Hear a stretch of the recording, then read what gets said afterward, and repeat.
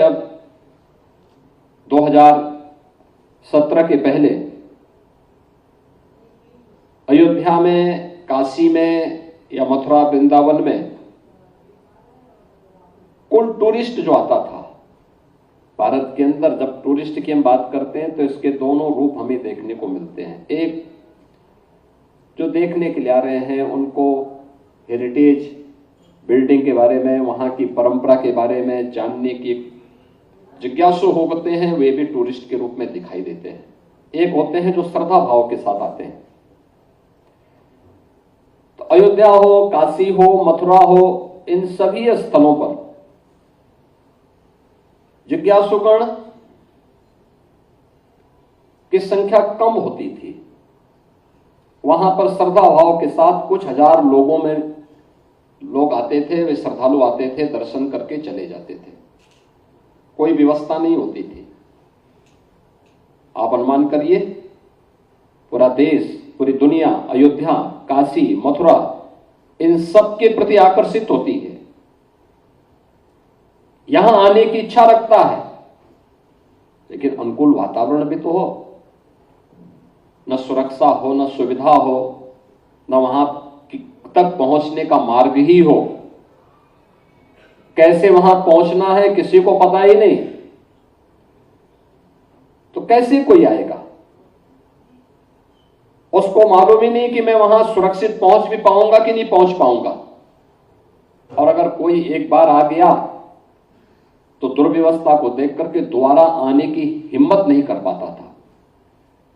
इन सभी स्थानों पर 4 से 5 घंटे बामुश्किल बिजली मिलती थी। पर्व और त्योहारों में व्यापक गंदगी होती थी, अराजकता होती थी, आने की कनेक्टिविटी नहीं थी, न सड़क मार्ग से, न रेल से, न वायु सेवा से। और उसमें अगर मैं कुंभ की बात करूं प्रयागराज की, तो कुंभ को तो ऐसे लगता था जैसे हम सब ने कुंभ को गंदगी, भगदड़ और अव्यवस्था का ही पर्याय बना दिया था। हम लोग ये मान लिए थे कि कुंभ का मतलब ये है कि उसको उसकी मर्जी पे छोड़ दो।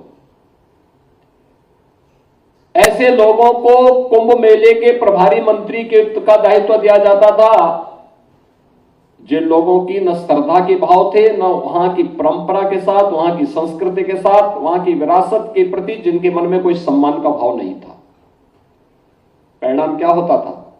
वही गंदगी, वही अव्यवस्था, वही भगदड़, ये कुंभ के साथ जुड़ गया था। और आज मुझे बताते हुए प्रसन्नता है कि हमने अपनी इस विरासत के प्रति सम्मान का भाव रखा, श्रद्धा और सम्मान को वहां पर पुनर्बहाली की।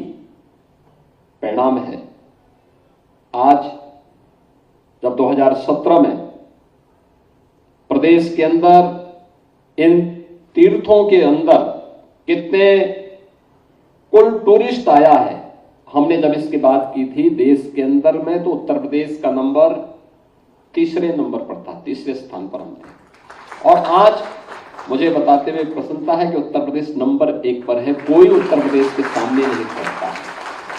मैं एनबीटी संवाद के माध्यम से सभी दर्शकों को इस बारे में विनम्र अनुरोध और आग्रह करना चाहूंगा कि हम लोगों ने प्रयागराज कुंभ के देश से अनेक कार्यक्रम आगे बढ़ाए हैं। 13 जनवरी से पौष पूर्णिमा से प्रयागराज महाकुंभ 2025 प्रारंभ होगा और 26 फरवरी महाशिवरात्रि तक चलेगा। इसमें जो प्रमुख तिथियां हैं, 13 जनवरी को पौष पूर्णिमा है, पहला स्नान होगा।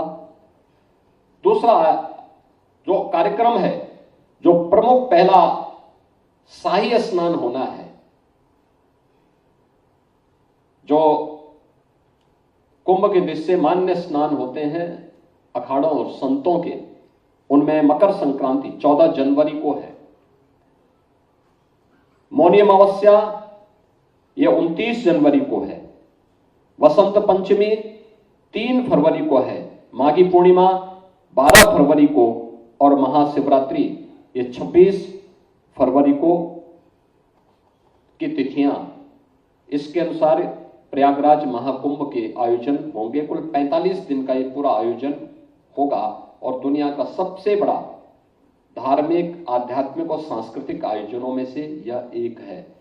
प्रयागराज कुंभ की व्यवस्था को देख करके प्रधानमंत्री मोदी जी की प्रेरणा से 2019 में यूनेस्को ने मानवता की अमूर्त सांस्कृतिक धरोहर के रूप में कुंभ को मान्यता दी है। यानी भारत की विरासत को जब भारत के लोग, हमारा संविधान कहता है ना, शुरुआती करता हम भारत के लोग, यानी ये क्या कहते, ये इसके पीछे का उद्देश्य ही क्या है कि लोकतंत्र में जनता ही जनार्दन है, और जब जनता और जनार्दन के बीच में बेहतर सेतु का काम कोई सरकार करने लग जाए तो वह सरकार परिणाम भी उसी रूप में देती हुई दिखाई देती है, जो आज उत्तर प्रदेश के अंदर आपको देखने को मिल रहा है। ये जो अलग अलग कार्यक्रम होंगे स्नान के प्रयागराज कुंभ के अवसर पर, हमने जब सम्मान दिया, अपनी विरासत को पहचाना, तो दुनिया भी उसके पीछे पीछे दौड़ पड़ी है। आज दुनिया उसे सम्मान दे रही है। कुंभ की पूरी मैपिंग डिजिटल प्लेटफॉर्म पे भी हर एक श्रद्धालु को देखने को मिलेगी, और स्वच्छ कुंभ के साथ साथ डिजिटल कुंभ का दर्शन भी इस बार श्रद्धालुजनों को वहां पर देखने को मिलेगा। मेला क्षेत्र में आने वाले जो श्रद्धालु हैं, गत कुंभ में 80,000 श्रद्धालु जनों के लिए और संस्थाओं के लिए वहां पे टेंटेज की व्यवस्था की गई थी। इस बार ये संख्या बढ़कर के 1,60,000, यानी पिछली बार की तुलना में दुगनी संख्या में लोग वहां पर आएंगे, और वहां पे किसी भी प्रकार का कार्बन उत्सर्जन किसी भी स्तर पर न हो, इसका भी पर्याप्त और पुख्ता व्यवस्था। 40,700 एलईडी स्ट्रीट लाइट गत कुंभ में लगाई गई थी। इस बार लगभग 67,000 LED light, street light, 2,000 solar hybrid street light और 2 नए जो हमारे विद्युत सब केंद्र हैं, स्टेशन हैं, उनकी स्थापना की कार्रवाई वहां पर की जा रही है। इसके साथ ही शुद्ध पेयजल की आपूर्ति के लिए भी 1,249 किलोमीटर की पाइपलाइन और वाटर एटीएम, 200 वाटर एटीएम के साथ साथ 85 नलकूप भी वहां पर जगह जगह पूरे कुंभ क्षेत्र में स्थापित करने की कार्रवाई युद्ध स्तर पर चल रही है। यानी प्रयागराज कुंभ विरासत, विकास और उत्तर प्रदेश की पहचान को, भारत की सनातन धर्म की परंपरा को एक नई पहचान देने का एक नया अभियान होगा। और मैं विश्वास के साथ कह सकता हूं कि उत्तर प्रदेश की विरासत की और विकास की इस यात्रा के साथ प्रयागराज महाकुंभ एक नया अवसर हम सबके साथ प्राप्त हुआ है।